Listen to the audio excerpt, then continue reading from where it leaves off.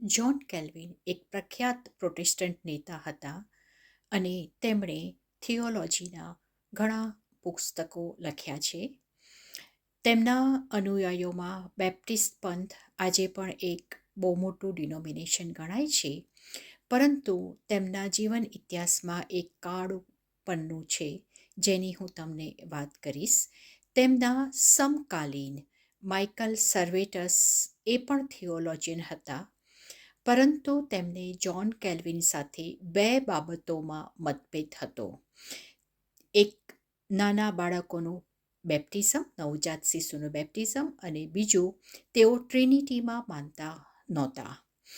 John કેલ્વિનને આ બાબત ગમી નહીં, તેથી તેમણે સર્વેટસને કેથોલિકને હવાલે કર્યા, જેથી તેમને હેરેસીના ગુના હેઠળ એમને જીવતા બાળી મૂકવામાં આવે, અને એમ જ થયું.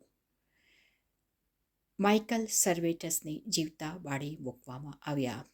હવે આપણને પ્રશ્ન થાય કે એક ઉપદેશક, આટલા મોટા ઉપદેશક પ્રભુ જેની સાથે વાત કરતા હોય, તે આટલા બધા ક્રૂર કેવી રીતે થઈ શકે? હું તમને આવી બીજી ઘણી વાતો વિડીયોમાં કહીશ.